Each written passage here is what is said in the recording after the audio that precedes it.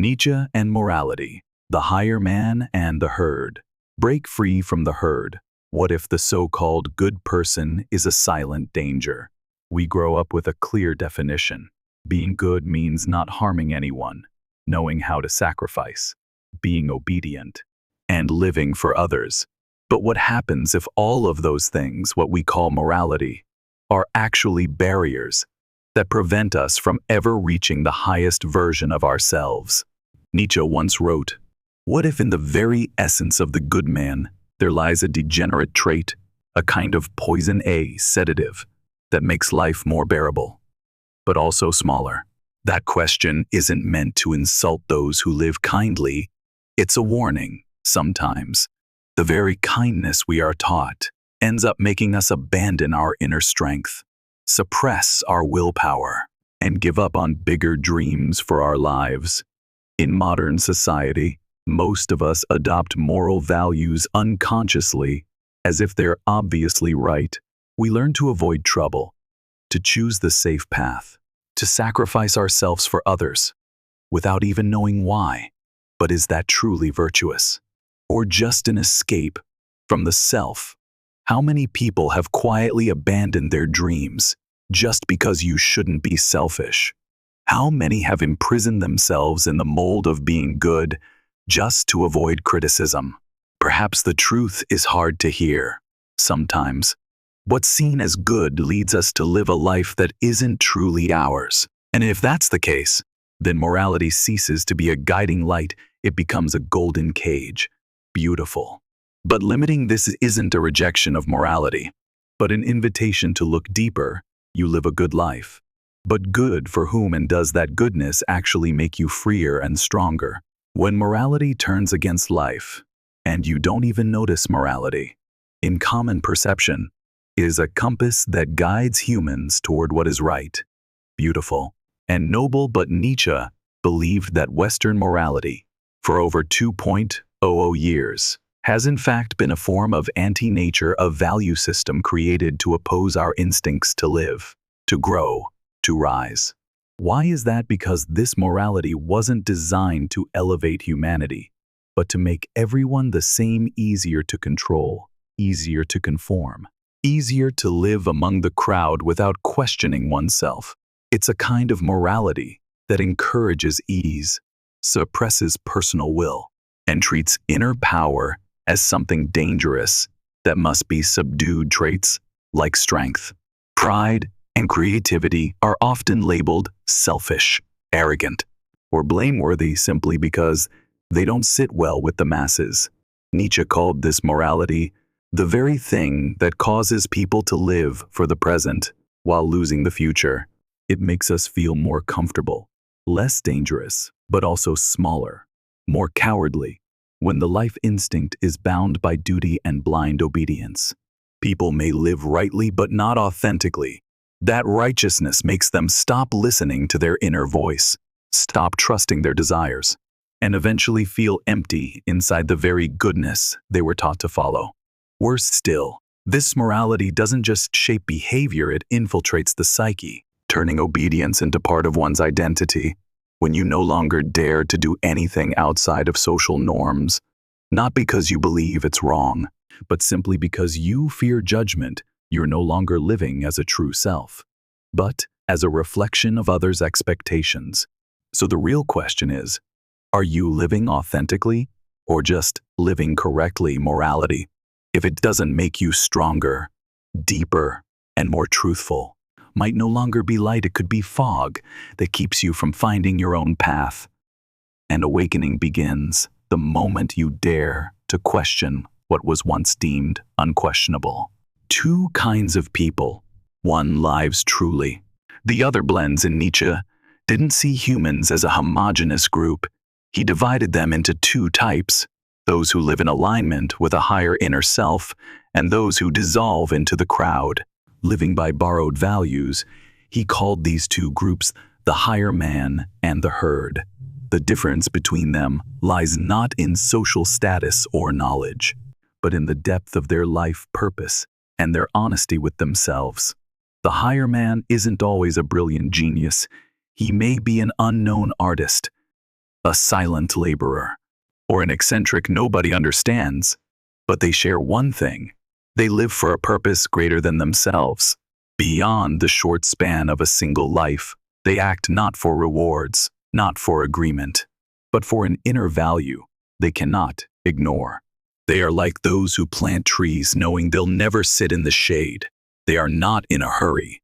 They don't need to reap immediately, because they live under the eyes of centuries. And they understand that true beauty does not come from haste. Meanwhile, the herd lives to be accepted. They adapt easily, compromise easily, and feel safe when they're like everyone else. They don't seek ideals, they seek safety. They don't seek truth, just comfort. And when they encounter someone who lives differently, they don't try to understand, they react with judgment, suspicion, and rejection. What's tragic is that modern society isn't short of intelligent people, but it lacks those brave enough to live according to their true selves.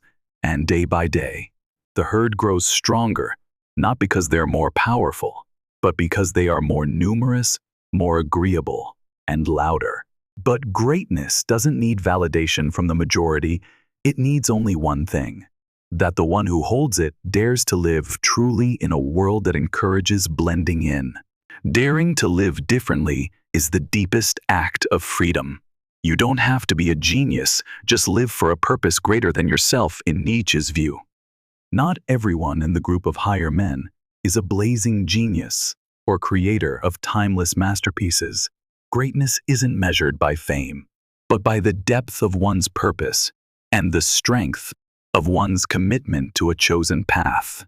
There are two kinds of higher people. First, true geniuses, those who create beauty that transforms the world. Second, quiet individuals, unremarkable, uncelebrated, with no songs sung in their honor or statues in their name, yet who live a life always advancing toward a profound value. They hold inside their greatness lies not in outer achievements, but in their ability to uphold a unified life, project a life direction unswayed by temporary chaos.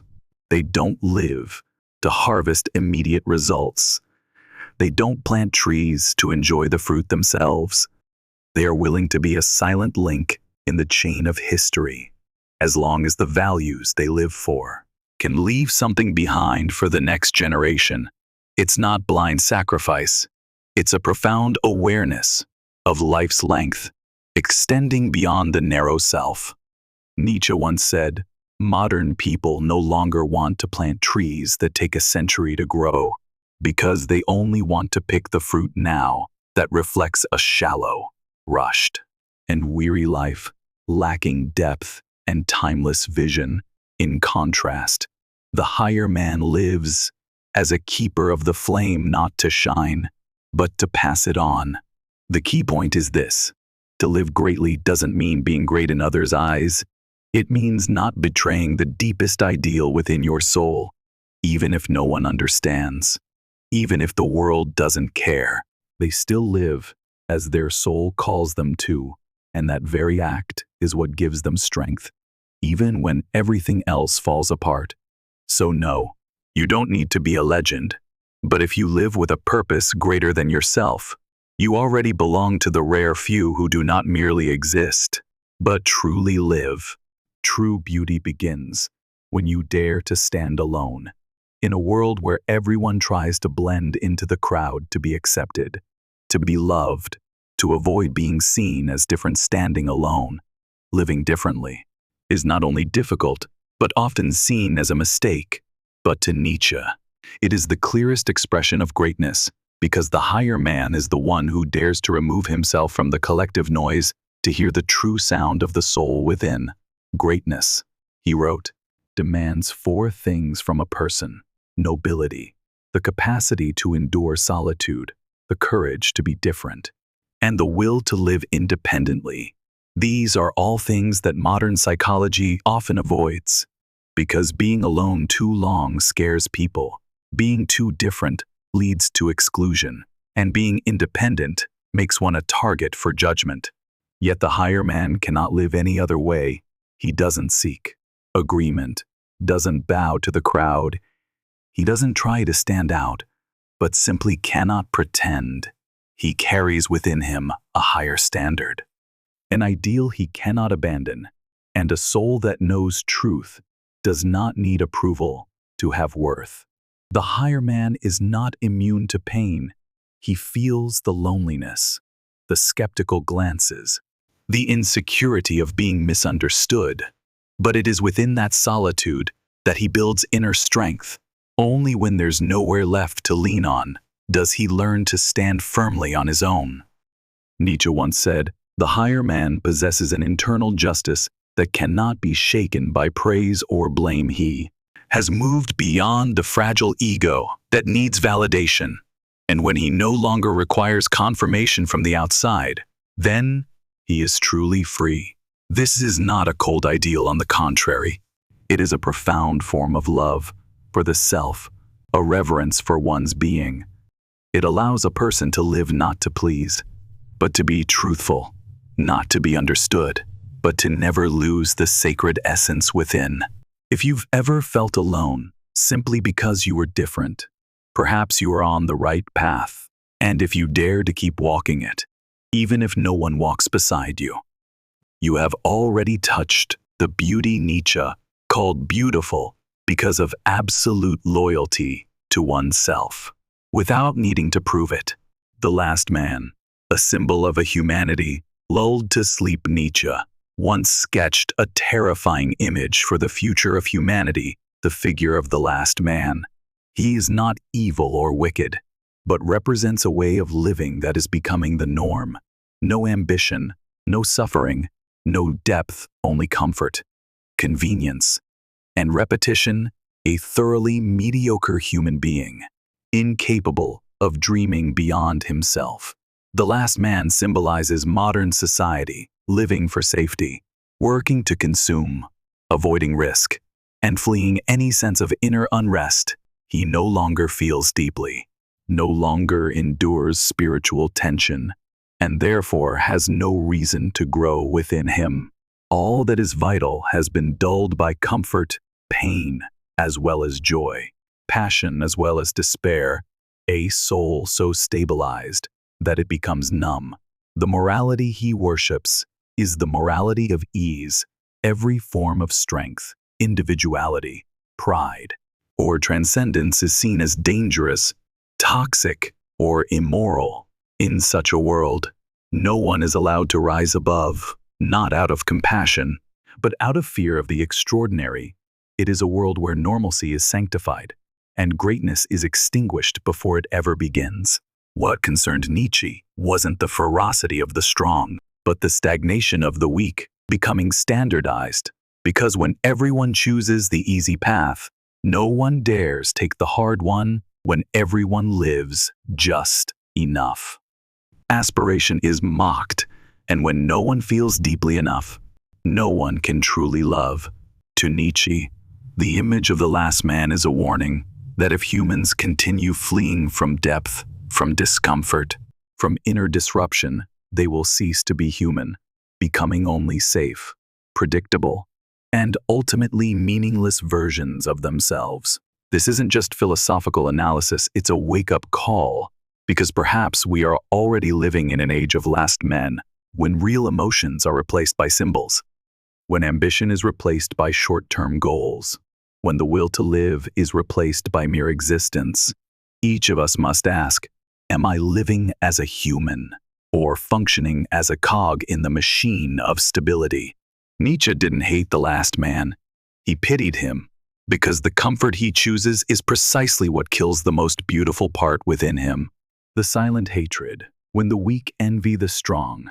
Not all weak people are bad, but Nietzsche pointed out that when weakness isn't healed, but is repressed for too long, it gives rise to a toxic and dangerous emotion, resentment, a deep-seated hatred born from helplessness. And this emotional state gave birth to a new kind of morality, the morality of slaves. The slave is not just someone socially oppressed. He is anyone who feels small, weak, powerless in life, and instead of rising up, begins to resent those who are different. He sees the noble, the free, the self-determined, and feels a silent jealousy. Why do they get to live freely while I cannot? Instead of asking how to grow, he chooses to pull others down. How by inventing a new moral system where strength is wrong and weakness is right. Nietzsche didn't just criticize, he analyzed the psychology. Resentment is the reaction of someone who cannot fight directly, so attacks in the shadows. The one who harbors it doesn't express anger outwardly, but represses it into a new belief that humility is good, self-doubt is a virtue, harmlessness is an ideal. They convince themselves that having no power, no will, no identity is moral. But in truth, it's a defense mechanism, a form of self-consolation, a reaction from a soul left unhealed. They are not evil. They've simply been hurt for too long without knowing how to rise above it. And instead of facing their inner shadow, they project it onto others. If I can't be strong, no one should be. This slave morality spreads quickly because it's comforting. It soothes the wounded ego. It helps the weak feel morally superior. And worst of all, it convinces them they don't need to change. Their helplessness is labeled as goodness, and anyone striving for more is seen as arrogant. Nietzsche didn't say this to shame the weak. On the contrary, he wanted to awaken them. He wanted to show, only when you confront your envy, your inferiority, your powerlessness, can you begin to heal. Otherwise, you remain trapped in the cycle of resentment, unable to grow, and unwilling to let others grow. That is the greatest danger. A society that has no space for the beautiful, the strong, the noble, because all aspiration is condemned when hatred wears the mask of morality. People lose the ability to recognize true light. When mediocrity wears the robe of justice, and greatness is condemned, one of the most frightening phenomena Nietzsche exposed is the reversal of values that occurs when slave morality becomes the societal norm. In such a world, qualities once seen as signs of strength like pride, independence, and autonomy are now viewed as immoral. Meanwhile, weakness, submission, and obedience are celebrated as virtues. Nothing is more dangerous than a system where greatness is condemned and smallness is canonized. Slave morality, born of silent resentment, slowly redefines the moral compass of society. The strong, the creative, those who live authentically are increasingly judged. They are labeled arrogant, dangerous, immoral, not because their actions are wrong, but because they make others feel smaller by comparison. Nietzsche's view was bold. He believed modern society voluntarily bows to mediocrity. We no longer call the strong role models. We call them problems to be fixed. We no longer call the creative inspiring. We call them arrogant rebels. And so, society stops aspiring upward and instead works to keep everything safe. When a society turns its back on the noble, it's not just rejecting beauty, it's killing its own potential. Progress never comes from those who want everything to stay the same. It comes from individuals willing to endure pain, venture into the unknown, and live beyond fear. Sadly, the more people are wounded, the more resentment accumulates, and the more slave morality spreads. The noble become thorns in the eyes of the masses, not because they've done wrong, but because they dare live truths others are not yet ready to admit. And at that point, society punishes the extraordinary with calls for fake justice. Nietzsche never denied the value of compassion or humility. What he opposed was the counterfeit moralism when negative emotions like envy, helplessness, and hatred are disguised as moral ideals. He saw something terrifying. The people who feel the most deeply defeated are becoming the moral judges of our time. And there, all greatness is suspect. All difference is labeled dangerous. All voices calling for transcendence are silenced not with violence, but with morality, not with whips, but with consensus called equality. Goodness is no longer defined by character, but by how comfortable one is to the crowd. And in such a world, the extraordinary is no longer welcomed, it is condemned the moment it appears. The safety of the crowd, the sweet trap that kills aspiration. No one says it aloud, but most of us fear being different. In a loud and judgmental world, choosing to live as your true self is a risk. The safety of the crowd with its norms, morals, and social validation becomes the perfect refuge there. You don't have to try too hard, don't have to face rejection, and never have to ask, "Who am I?" Nietzsche called this the sweet trap of herd morality, where everyone is taught to live alike, think alike, and feel secure in blending in. But that very safety is robbing a generation of its aspirations. When you no longer dare to diverge, to err, to risk, you also lose the chance to grow. Those on the path to becoming a higher man will inevitably reach a brutal crossroads, to continue into solitude, uncertainty, and the pain of growth, or to turn back into the comforting arms of the crowd and their herd morality whispers like a lullaby. Don't be too different, don't try too hard, being stable is good enough. It doesn't force you. It seduces you with comfort, with belonging, with freedom from heavy burdens. But what's the price of that safety? Missing out on your true self, living your whole life without ever discovering who you could have been if you had dared to live fully, looking back and realizing you never really lived. You just repeated what others expected. Nietzsche believed that those on the ascent will always be tempted by herd morality, not because it's wrong, but because it's easy, not because it's evil, but because it lulls the soul to sleep. It makes mediocrity seem reasonable, and in weariness, many give up not because they're unworthy, but because they lack the inner steadiness to keep living differently. Aspiration, if not nurtured, will wither.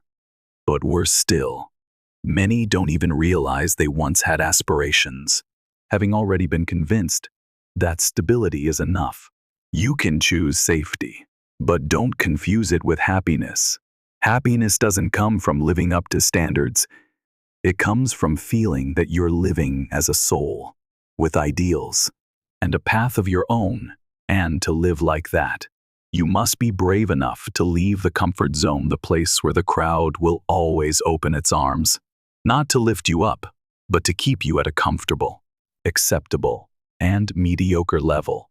When ideals disappear, we lose the ability to dream of a better world. Nietzsche didn't just fear the spread of herd morality because it made people weak.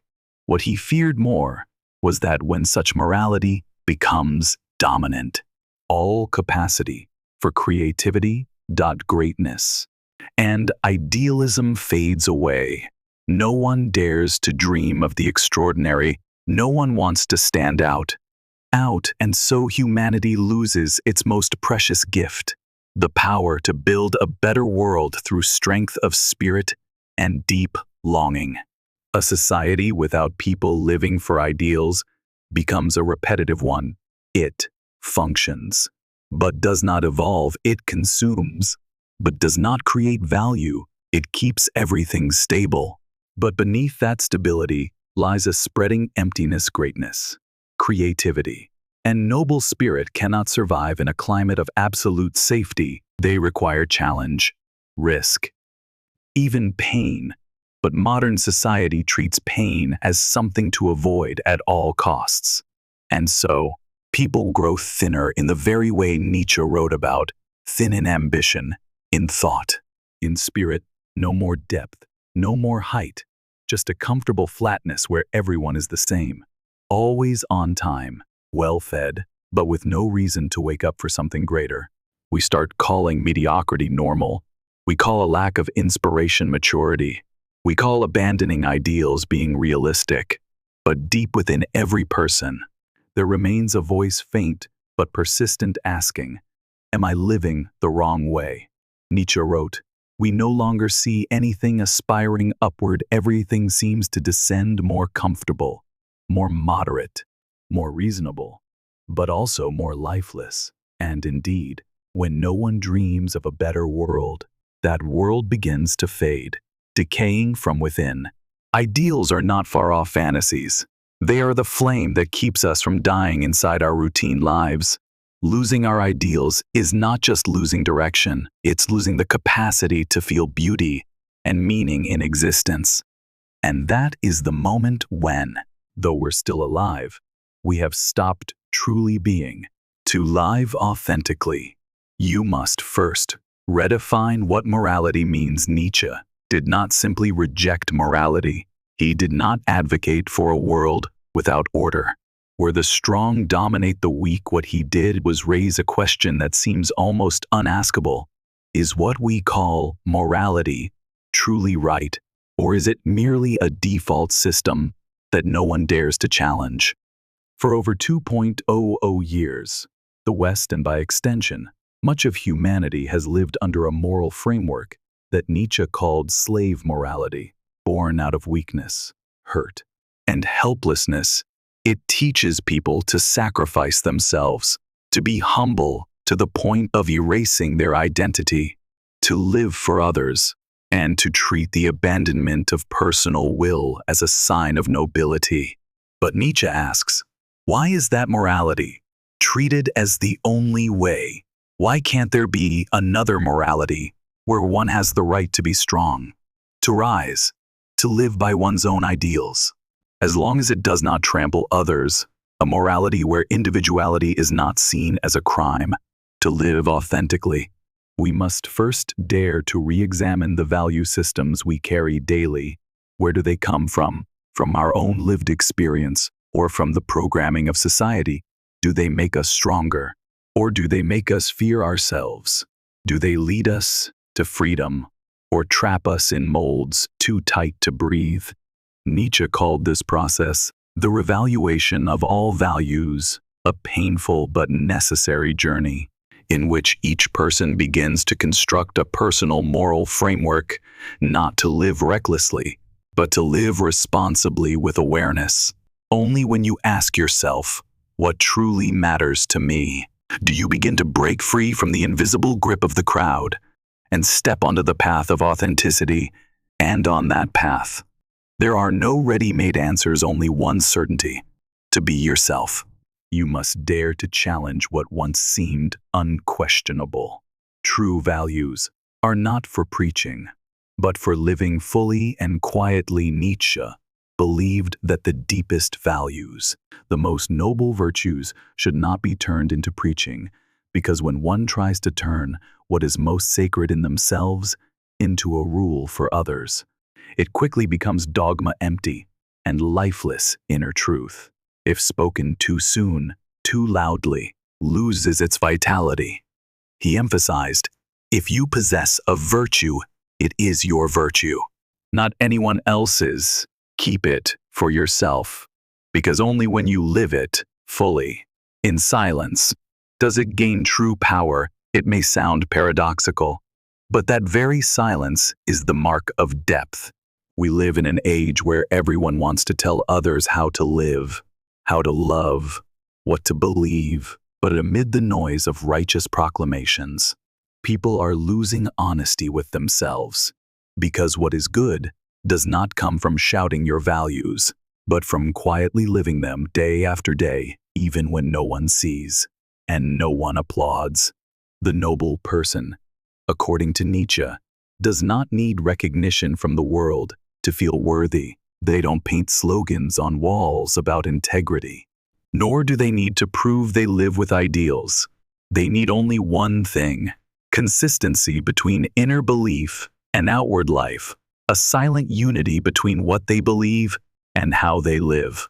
Because living true to yourself in a world constantly trying to turn you into someone else is the greatest act of courage, and not everyone has the strength to preserve that sacred thing without turning it into an argument or a defense. When you remain silent about the deepest part of yourself, it does not mean you are afraid.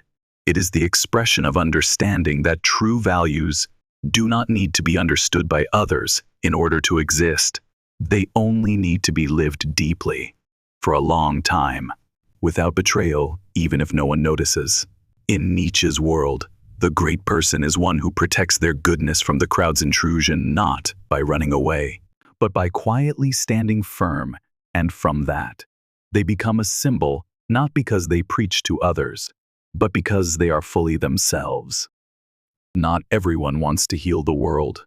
Some just want everyone to suffer too. Nietzsche once wrote, "When a man cannot attain what he desires, he will shout, 'Let the whole world collapse.'" This is resentment at its most extreme, when envy and helplessness no longer seek self-change, but want to destroy anything noble, beautiful, or greater than themselves. In modern society, many wear the faces of justice, kindness, or progressive thought, but underneath are wounds that have never been healed.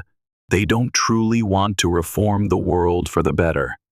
They want to tear down what they themselves cannot become. They invoke justice, equality, morality to attack what is noble not because it is wrong, but because it makes them feel small. Nietzsche called these people those who wish to turn their own decay into a duty for all mankind. They cannot bear the light, so they seek to extinguish every burning flame. No one is allowed to rise. No one may be truly happy. No one may be free beyond what they can comprehend, so they impose standards, limits, moral judgments, but all of them stem from wounds never acknowledged. In modern psychology, we call this negative projection when people cannot accept the darkness in themselves. They project it onto others, but on a societal level. That projection becomes systemic, turning into rules, values, even moral norms. Nietzsche did not write this to sow pessimism. He wrote to awaken, because he understood if people are unaware of their own psychological mechanisms, then those most deeply wounded will inadvertently become destroyers, not through violence, but by moralizing their envy. And thus, healing is no longer a personal matter. It becomes a responsibility. For a person who cannot face their own shadow will always seek to dim the light of others. We don't have to be heroes, but we must be honest enough to recognize, sometimes, what we call justice is just unspoken pain in disguise. And only when we dare to confront it can true healing begin. When you are different, learn to be alone. Without falling, those who are different always pay a price, not because they are wrong, but because their existence unsettles the crowd. They don't need to do anything wrong. Just living authentically is enough to draw suspicion, criticism, exclusion. Nietzsche understood this. He knew that the noble ones are not only lonely, they are also misunderstood. And within that solitude, they must learn to stand tall without falling, not because they are stronger than others, but because they carry something inside. They cannot abandon a quiet, yet unwavering voice. Do not betray yourself. There is a kind of loneliness that doesn't come from being left behind, but from daring to be true in a world that pretends. And in that loneliness, if you lack resilience, you will crave acceptance so much that you'll trade your freedom for belonging. But you know what?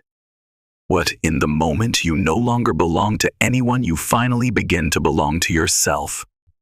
Difference is a journey, and if you are there in isolation, silence, alienation, know that you are not wrong. You are simply ahead, and going ahead always means going alone. But don't worry, for people like you will, sooner or later, become the flame for those still searching in the dark.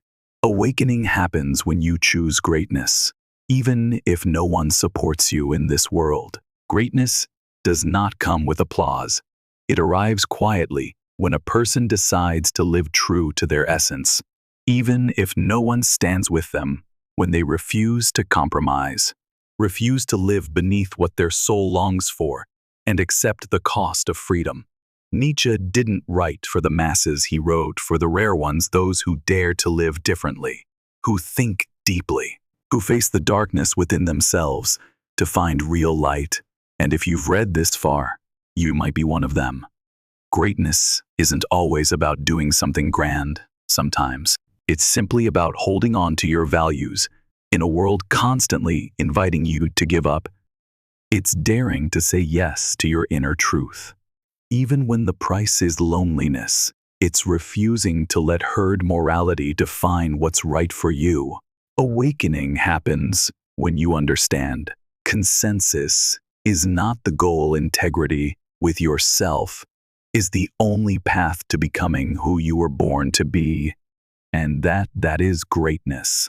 The return to the self. A quiet journey, but not a lonely one. Nietzsche did not offer us an easy road. What he gave was an invitation to step out of the crowd, to reevaluate the values we live by, and to dare ask, does this truly belong to me? It's not a rebellion against the outside world, but a return inward, where we stop performing, stop pleasing, stop living the roles society assigns us. This journey may be lonely, but it is not meaningless. It may be filled with doubt, but it is not directionless. Because if you are brave enough not to betray the truest part of yourself, then you have already lit a flame not just for yourself, but for those quietly searching for a path in this shadowed world. And then you will realize you don't need to be called a noble. Simply daring to live truthfully is already a kind of nobility.